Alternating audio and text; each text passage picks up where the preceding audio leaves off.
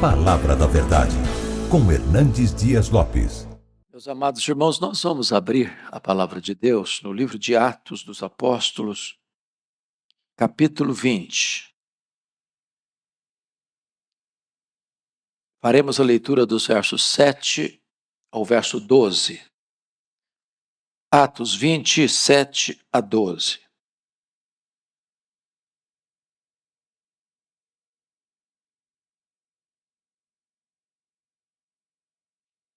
Está escrito: no primeiro dia da semana, estando nós reunidos com o fim de partir o pão, Paulo, que devia seguir viagem no dia imediato, exortava-os e prolongou o discurso até a meia-noite.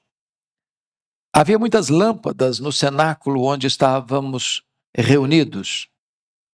Um jovem chamado Eutico, que estava sentado numa janela, adormecendo profundamente durante o prolongado discurso de Paulo, vencido pelo sono, caiu do terceiro andar abaixo e foi levantado morto. Descendo, porém, Paulo inclinou-se sobre ele e, abraçando-o, disse: não vos perturbeis, que a vida nele está. Subindo de novo, partiu o pão e comeu. E ainda lhes falou largamente até ao romper da alva, e assim partiu. Então conduziram vivo o rapaz e sentiram-se grandemente confortados. Amém. Eu gostaria de tratar deste assunto com os meus amados à luz desse texto, com o seguinte tema: saia da janela. Saia da janela. O apóstolo Paulo está empreendendo a sua segunda viagem missionária e ele, quando queria ir para a Ásia, o Espírito de Cristo impediu de entrar na Ásia. Ele escuta em Troade uma voz de um varão macedônio dizendo: passa a Macedônia e ajuda-nos. E então ele entendeu que esta era a vontade de Deus e entrou na Macedônia. Entrou no Ocidente, entrou no que nós chamamos de Europa. E dali, de Troade, ele embarca, porque era uma cidade portuária, e desembarca em Neápolis, próximo de Filipos. Então vai para Filipos, depois vai para Tessalônica, depois vai para Bereia, depois vai para Atenas, depois vai para Corinto. E ele depois empreende a terceira viagem missionária na Ásia, em Éfeso. E agora ele está retornando. Quando ele para na mesma cidade onde tivera a visão, em Troade. Ali já havia uma igreja. E ele aproveita o momento que haveria de embarcar no dia seguinte para reunir a igreja. Era domingo, era o dia do Senhor, primeiro dia da semana. A igreja estava reunida para celebrar a ceia. E diz o texto que Paulo prolongou no seu discurso. Um sermão longo. Não sei se nós estamos acostumados com um sermão até meia-noite. Mas talvez os resultados não seriam muito diferentes hoje. O certo é que um rapaz chamado Eutico está sentado à janela, no terceiro andar. Já é um grande risco. E então, em virtude do longo discurso, do longo sermão de Paulo, as muitas luzes, lá pelas tantas ele foi tomado pelo sono. E o sono venceu. E diz o texto bíblico que ele caiu do terceiro andar. E quem cai não cai para dentro, cai para fora. E ao cair, ele já cai sem vida. Ele cai e morre. E então diz a Escritura que Paulo desce, toma-o, debruça sobre ele, e diante do pânico da multidão que está reunida no cenáculo, fala calma, dizendo: fiquem tranquilos, a vida está nele. E depois da ressurreição de Eutico, diante de um fato tão extraordinário, porque dos muitos milagres operados por Deus por intermédio de Paulo, é o único momento em que acontece uma ressurreição no ministério de Paulo. E eu penso que a igreja poderia estar tão feliz e tão exultante que terminaria o culto ali mesmo, não teria mais Santa Ceia, não teria mais sermão e o povo sairia pulando de alegria, talvez saindo até pelas praças de madrugada, dizendo que um grande milagre tinha acontecido. Não, eles simplesmente voltaram para o cenáculo, terceiro andar. Paulo continua o seu sermão até o raiar do dia. E esse episódio, meus amados irmãos, nos enseja algumas lições que passo a descrever. Em primeiro lugar, a janela é um lugar que oferece muitas distrações. Primeiramente, conduz à acomodação, porque notem vocês, nós estamos falando de um ambiente que não tem ar-condicionado. Nós estamos falando de um ambiente que o clima é quente. Então, estar na janela é um lugar de ar mais fresco. É um lugar que pode sugerir desinteresse e pode também levar a pessoa a dar uma espiada, uma olhada, uma contemplada no que está acontecendo do lado de fora. Então a janela é um lugar de distração. Mas vejam vocês que ele está no culto, ele está no cenáculo. Possivelmente era um membro da igreja. E ele está na igreja. Mas ao mesmo tempo que ele está na igreja, ele está com um olhar para fora do culto, do acontecimento, da adoração. É como se ele estivesse experimentando o melhor do culto e o melhor do que está acontecendo na rua. A atenção dele está dividida. Diríamos nós, um pé na igreja, outro no mundo. E nessa conjuntura está aqui o grande problema. Porque isso é como aquela parábola que Jesus contou da semente que cai no meio do espinheiro. Muitas coisas disputam o interesse desse ouvinte. É a pessoa que não é focada. É a pessoa que vem para o culto, mas o corpo veio, mas a cabeça não veio totalmente. O coração não veio totalmente. Na mesma medida em que ele está presente, ele está ausente. Além disso, isso conduz a uma espécie de insatisfação interior. Num dado momento, o eutico desconectou-se com o culto. Num dado momento, o eutico parou de ouvir o apóstolo Paulo. Num dado momento, as coisas de dentro já não atraíam tanto mais. De repente, o que está do lado de fora, pulsando lá na rua, no movimento do vai e vem, é que capta a atenção dele. E ao perder o interesse dentro, ele vai se ligando ao que está fora. E esse é um risco ainda hoje. É o risco que aconteceu com o pródigo. Ele está na casa do pai, ele tem a mesa farta do pai, ele tem comunhão com o pai, ele tem a proteção do pai, ele tem o cuidado do pai. Mas de repente o coração dele já está do lado de fora da casa do pai. Ele é atraído por uma coisa que chama a atenção dos seus olhos. Talvez a curiosidade. E se você para perceber as tentações que rondam o coração de um jovem, às vezes a curiosidade é grande. Por exemplo, a curiosidade talvez seja a principal razão pela qual um jovem se matricula na experiência das drogas. Um baseado aqui, uma cheirada acolá, um gole aqui, uma aventura acolá.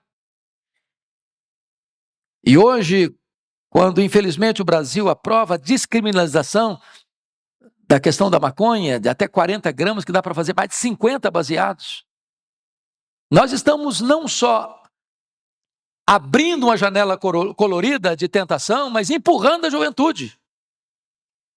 Terceiro andar abaixo.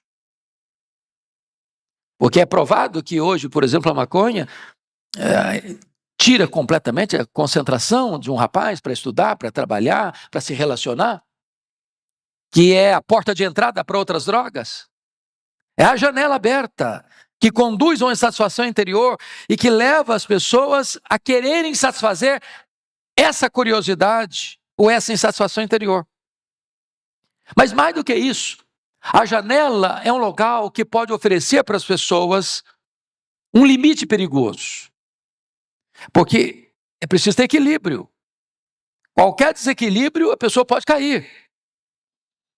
E esse limite é perigoso porque a pessoa pode pensar assim: até onde eu posso ir? Quando eu devo parar? Eu tenho um controle da situação? Eu posso parar quando eu quero parar? Eu nunca me esqueço, conversando com uma jovem certa feita, que viveu um drama tão grande de uma vida de várias experiências sexuais antes do casamento, e ela vivia um drama tão grande de consciência, de culpa. Ela diz: pastor, o meu grande problema foi que eu pensava que eu pensava que eu estava no controle, que eu sabia a hora que eu devia parar e eu tinha poder para dizer: agora eu não vou mais, daqui para frente é um caminho mais, eu vou parar agora. E percebi, eu não estava no controle. É a janela. É a janela. Mas mais do que isso, essa janela, ela conduz a muitas ilusões. Porque a janela de hoje não é a janela na parede de uma casa ou de um cenáculo. A janela hoje, ela é colorida, ela é movimentada, ela está à disposição de um aperto do seu dedo, no seu smartphone, no seu computador. É a internet, que oferece tantas cenas coloridas, tantas atrações perigosas, e tanta gente é capturada pela sedução dessa janela, para a pornografia, para o sexo ilícito, para as aventuras, para os jogos perigosos. E quantas pessoas, não importa a idade que elas têm, se jovem ou se adulto ou até se velho, são capturadas pela atração sedutora dessa janela colorida, aberta, que pode levar as pessoas a uma queda fatal. Mas em segundo lugar, irmãos, a janela é um local que produz sonolência espiritual. Vejam vocês que Eutico está sentado na janela, o culto está rolando, a pregação está acontecendo, e de repente a mente se desconecta. E ao se desconectar a mente, ele já não está mais acompanhando o raciocínio da mensagem. E é assim no culto, sabia?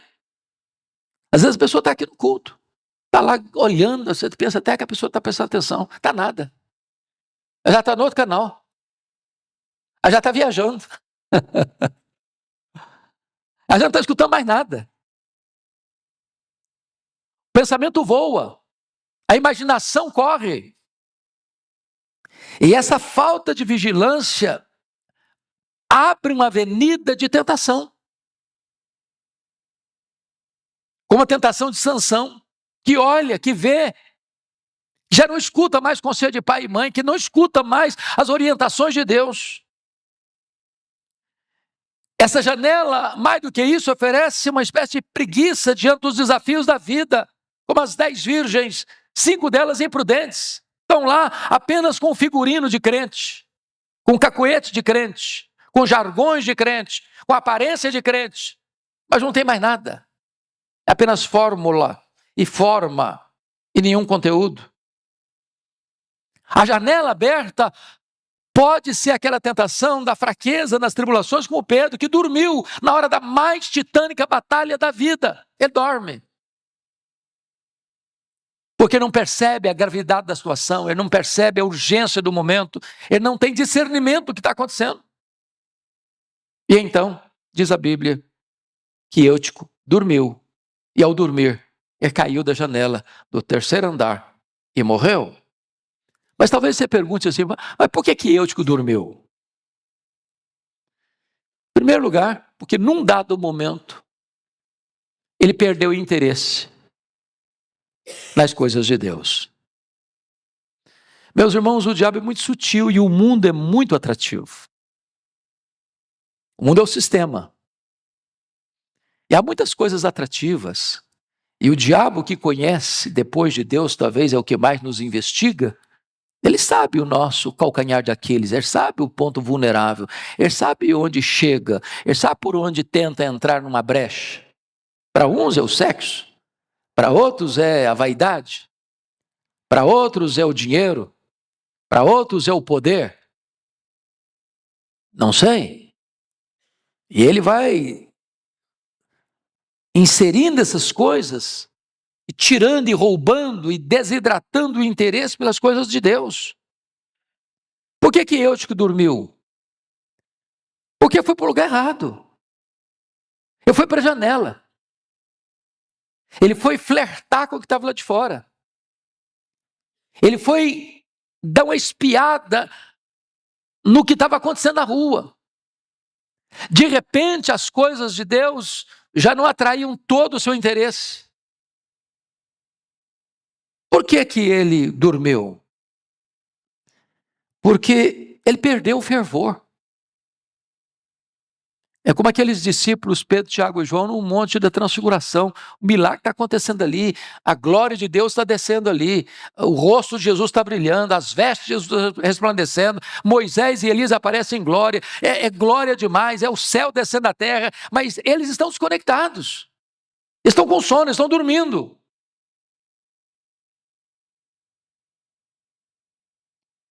Poderíamos dizer, literalmente, que Eutico morreu de sono. Conhece essa expressão, né? Fulano morreu de sono. Ele morreu literalmente de sono. Ele caiu da janela. Então, a terceira lição que eu gostaria de trazer para a nossa reflexão nesta manhã é que a janela é um lugar de quedas perigosas. Quem cai, cai para fora. Já percebeu isso? Dificilmente você vê uma pessoa na janela e cai para dentro, cai para fora. E quantas janelas, meus amados irmãos, podem levar a quedas terríveis? A Bíblia diz que um dia Davi estava passeando no terraço do seu palácio. E talvez, da janela da tentação, ele viu uma mulher. Apenas viu. E ele foi fisgado pela concupiscência dos olhos. E ele deu vazão àquela olhada que se transforma num desejo, que se transforma numa paixão violenta, que se transforma num caso, que se transforma numa encrenca, que se transforma num assassinato, que se transforma numa mentira velada, que se transforma num casamento conveniente, que se transforma numa culpa avassaladora, que se transforma numa tragédia para a sua família, por causa de uma janela tentadora na sua vida. Cuidado com a janela. Fuja da janela. E eu tenho certeza que você sabe do que eu estou falando. Cada um de nós aqui pode ter uma janela diferente, de tamanho diferente, de paisagem diferente, de cores diferentes, de apelos diferentes. Cuidado. Fuja dessa janela. O texto diz que Eutico caiu e morreu. Há muitas quedas. E nós somos frágeis, sabia? Nenhum de nós aqui, por mais experiente que seja, por mais consagrado que seja, por mais tempo de igreja que tenha, pode bater no peito com soberba, dizendo, isso eu nunca vou fazer, esse pecado eu nunca vou cometer, eu jamais vou cair, eu sou blindado de qualquer risco de queda espiritual. Se o Senhor não segurar firme a nossa mão, nós tropeçamos. Quem nos segura é Ele. Quem nos sustenta é Ele. Mas cabe-nos fugir das janelas perigosas. Há muitos jovens feridos, há muitos homens feridos, há muitas mulheres feridas, há muitos crentes feridos. Eutico caiu, Eutico morreu, porque ele não ouviu. Eu imagino que o apóstolo Paulo, que tinha passado por Troade, e passado por Troade talvez mais de 5 anos. Ele passou 1 ano e meio em Corinto, ele passou 3 anos em Éfeso. Nós não sabemos exatamente o restante do tempo que ele passou nas outras cidades, mas foi pouco tempo. Então, era uma igreja que estava saudosa do apóstolo Paulo, era uma igreja que estava ávida de ouvir a palavra de Deus, é uma igreja que eu imagino que está dizendo para Paulo, Paulo, não termina o sermão não termina não, Paulo, continua mais, fala mais. Ô Paulo, nós queremos ouvir mais, e chegou meia-noite e o povo quer mais, mas alguém naquele culto não quer mais. Alguém naquele culto não quer mais ouvir, ou alguém naquele culto não tem mais capacidade de ouvir. Alguém naquele culto está na janela e o sono chega porque ele se desconecta com o que está de dentro e agora ele não tem mais outra opção a não ser se render ao sono e por causa do sono ele cai e ele morre. Quantas quedas hoje? Quantos fora da igreja hoje? Quantos que estão na igreja hoje mas estão dormindo? Desperta, ó tu que dormes! Quantos que já caíram e quantos que já estão mortos. Mas, finalmente, em último lugar, a janela é um lugar para ser abandonado. O que eu acho bonito, pastor Arival, nesse texto, é que Paulo não acusa a igreja, nem mesmo passa um sermão no Eutico, depois que ele ressuscita. Não consta isso. Em vez de Paulo censurar, em vez de Paulo criticar, em vez de Paulo acusar, em vez de Paulo botar uma tonelada de culpa sobre o rapaz depois de ressuscitado, Paulo age. E Paulo demonstra o poder da ressurreição. Primeiro, Paulo desceu. Veja você comigo, versículo 10. Descendo, porém, Paulo inclinou-se sobre ele. O Eutico só se levantou porque o Paulo desceu. Tem hora que nós precisamos descer aos que caíram para socorrê-los. É triste quando você vê uma cena de alguém resvalando os pés e caindo, alguém numa janela e caindo, todo mundo começa a apedrejar. Todo mundo começa a massacrar ainda mais. Às vezes a impiedade daqueles que não caíram com os que caíram é um ato que não revela graça.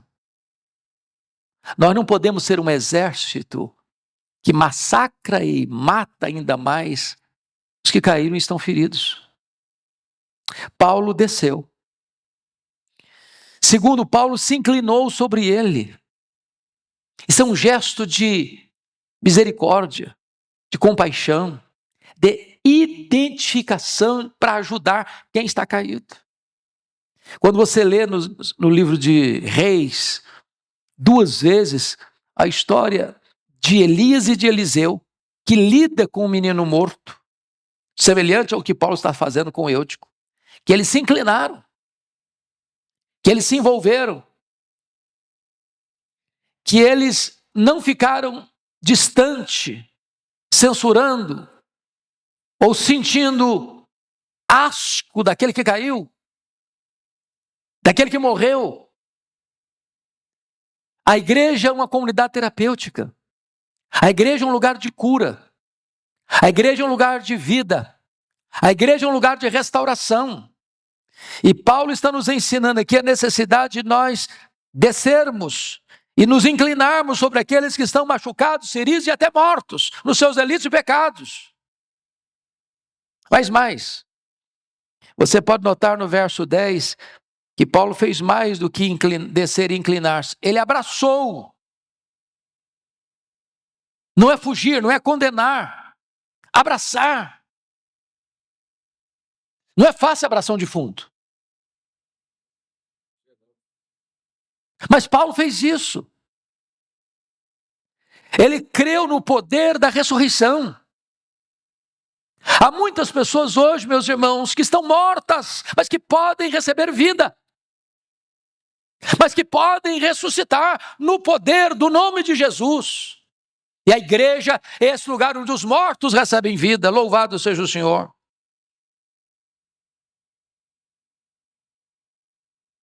Quando o profeta Ezequiel, no seu ministério, foi chamado para olhar a cena do povo de Deus, do povo de Israel, ele foi conduzido para um vale de ossos sequíssimos. E lá na cena tem duas coisas. A primeira coisa, ele foi levado para o centro do vale. Depois ele foi chamado a andar ao redor do vale. Ou seja, é preciso ter uma visão completa, plena, do centro, da periferia, de todos os ângulos, por todos os lados, do que está acontecendo. E quando ele olha, ele vê um vale de ossos sequíssimos. E a pergunta que lhe foi feita é essa: filho do homem, poderão reviver esses ossos? E a resposta dele foi: Senhor Deus, tu sabes. Então profetiza. E na medida que ele profetiza, que ele proclama a palavra, esses ossos começam a mexer, esses ossos começam a reviver, e então o Espírito Santo entra e ali se levanta um exército. É possível que os mortos ressuscitem, é possível que haja vida aonde agora reina a morte. Este é o nosso ministério. Agora me permita dizer algo a você aqui nesta manhã. Quem sabe você que está aqui, e você que está nos assistindo, é a pessoa que caiu da janela.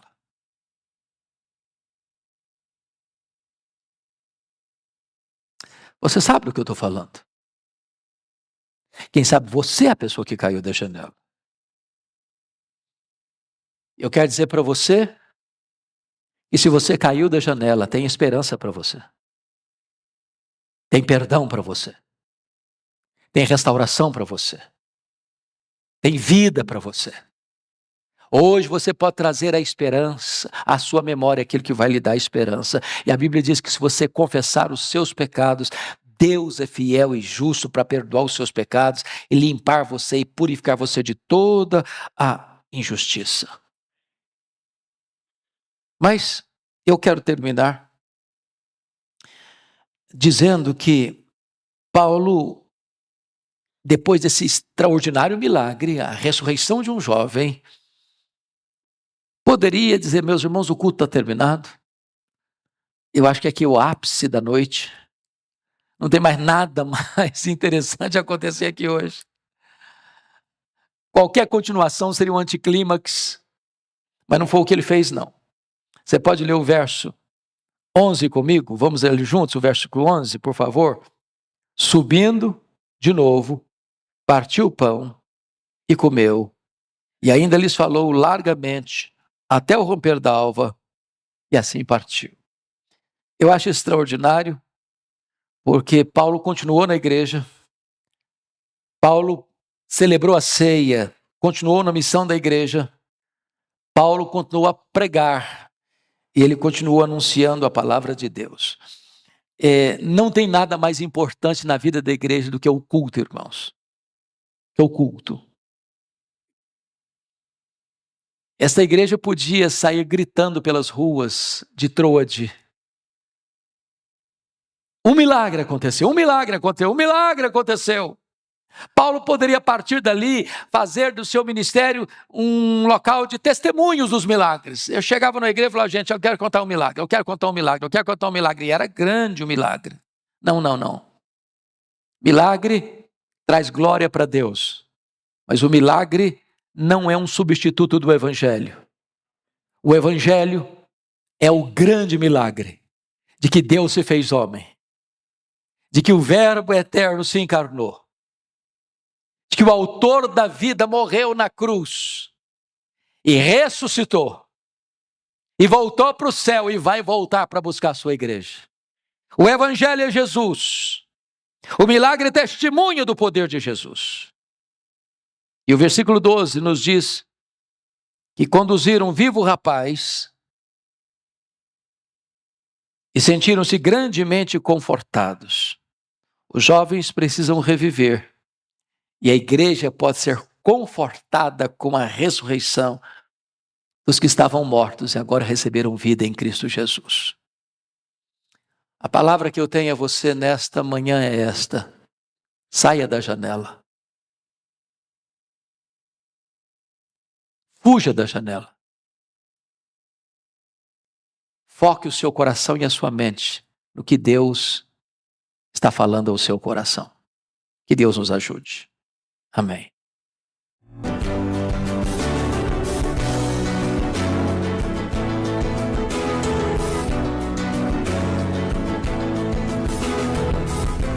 Palavra da Verdade, com Hernandes Dias Lopes.